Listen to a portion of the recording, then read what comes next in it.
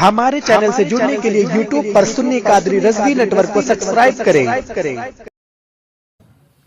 حضور رسول اکرم صلی اللہ علیہ وسلم نے پہلے یہ کہا کہ سب سے بہتر زمانہ میرا زمانہ ہے، اس کے بعد میرا زمانہ پانے والوں کا زمانہ ہے، اس کے بعد ان کا زمانہ جن لوگوں نے پایا ان کا زمانہ ہے۔ اس کا معنی یہ ہوا کہ جب تک سرکار دو عالم صلی اللہ علیہ وسلم اس دنیا میں تشریف بظاہر بھی تشریف جلوہ فرما تھے اور تشریف ارزانی فرماتے تھے، وہ وقت سب سے اچھا وقت ہے۔ اس وقت میں آنکھ کھلی، سرکار کا نظارہ ہوا، ایسا نظارہ کبھی نہیں ملے گا قیامت کے پہلے۔ سرکار نے اپنی زبان اقدس کھولی اور کچھ کلمات فرمائے، ویسی آواز اور ویسے کلمات اب کبھی سننے میں نہیں ملیں گے، نہ سنانے والا ملے گا اور نہ سننے والا۔ اس وقت جو ہوائیں دنیا بھر میں سرکار کے جسد اطہر سے مس ہو کر اڑتی تھیں، ویسی ہوا اب نہیں ملے گی۔ اسی لیے قرآن عظیم میں ارشاد فرمایا والعصر، قسم ہے آپ کے پیارے زمانے کی۔ سمجھ گیا آپ؟ تو انہوں نے فرمایا کہ میرا زمانہ سب سے بہتر زمانہ ہے۔ تو اس زمانے میں جو لوگ پیدا ہوئے، ایمان کے ساتھ رہے، ان کے برابر کوئی بھی نہیں ہو سکتا انبیاء اور رسول کے علاوہ۔ سمجھ میں آئی بات؟ اور وہ تو پھر وہ ہیں کہ انہوں نے سرکار کی زیارت بھی کی، آپ کی انگشت مبارک سے نکلا ہوا پانی بھی نوش کیا، آپ نے اس کنویں سے بھی پانی پیا جس میں آقائے کائنات کا لعاب دہن گر گیا۔ گر کیا گیا؟ اس میں سرکار نے کلی فرما دی تو اس کا وزن بڑھ گیا، اس کی شان اونچی ہو گئی، اور اسی کنویں کا صحابہ نے پانی پیا۔ ہم کو یہ سب کہاں نصیب؟ تو یہ اب ان میں ایک وہ ہیں جن کو زبیر ابن عوام کہا جاتا ہے، ایک وہ ہیں جن کو مولائے کائنات علی مرتضیٰ کہا جاتا ہے۔ اللہ تبارک و تعالیٰ کی بے شمار رحمتیں اور رضا اور رضوان ان پر نازل ہوں کہ سرکار نے پچھنا لگوا کر کچھ خون باہر نکالا، مولا علی کرم اللہ وجہ الکریم کو دیا کہ اسے کہیں دفن کر دو۔ وہ کچھ دیر کے بعد آئے تو پوچھا کہ وہ خون کہاں گیا؟ کہتے ہیں یا رسول اللہ میں نے اس کو دفن کر دیا۔ کہاں دفن کیا؟ یا رسول اللہ کہیں کوئی جگہ ہے قاعدے کی ایسی نہ ملے جہاں میں اس جگہ دفن کرنا بہتر سمجھتا ہوں، اس لیے میں نے اس کو اپنے پیٹ میں دفن کر دیا۔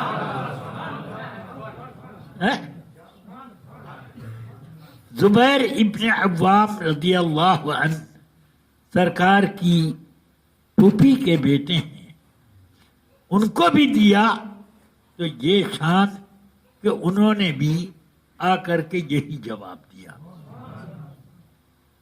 صحابہ کرام میں ان دونوں کی شجاعت اور قوت کا جواب نہیں تھا۔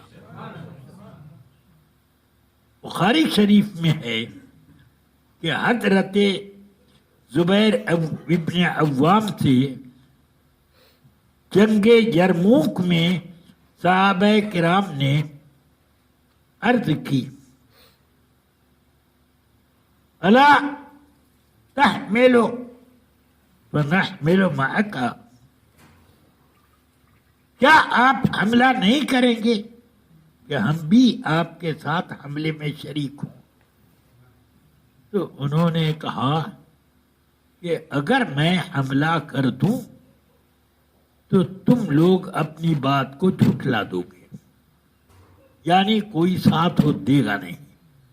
تو ان لوگوں نے کہا لا نفعل ذالک، ایسا کام ہم نہیں کریں گے۔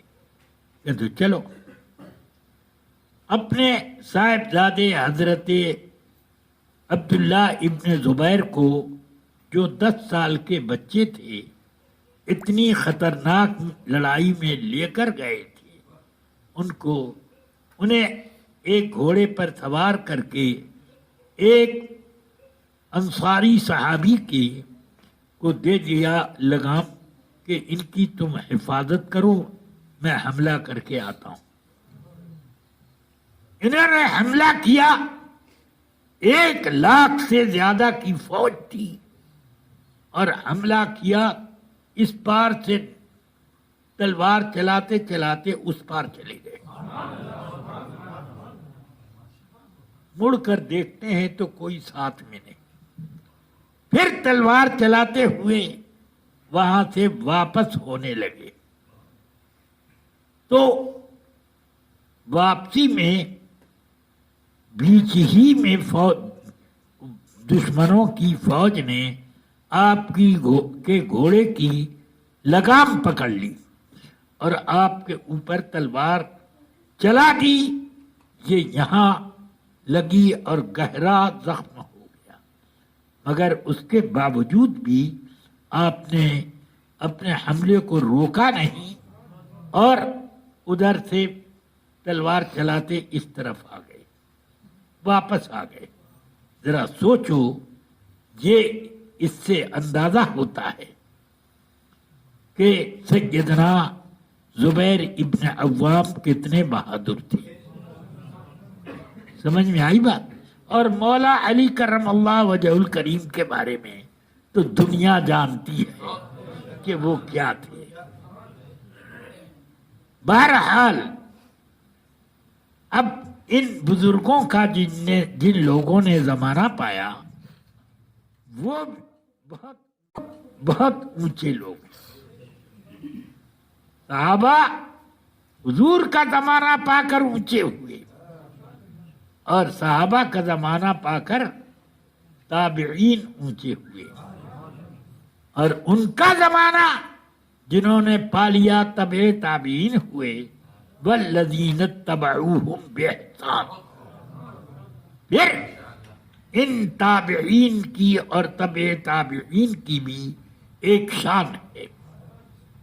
جن تابعین میں امام ابو حنیفہ ہیں اور تبع تابعین میں امام مالک، امام شافعی، امام احمد بن حنبل، ان لوگوں تک تو حالات ایسے تھے کہ کوئی فتنہ اٹھا تو یہ لوگ اپنی گردن قربان کرنے میں دریغ نہیں کرتے تھے، ڈٹ کر مقابلہ کرتے تھے ہر فتنے کا۔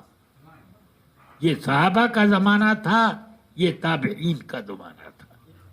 پھر بعد میں تو فرمایا حالات بہت خراب ہو جائیں گے، 3 وقت تو اچھے ہیں اور اس کے بعد کے لوگ گڑبڑ گھوٹالا۔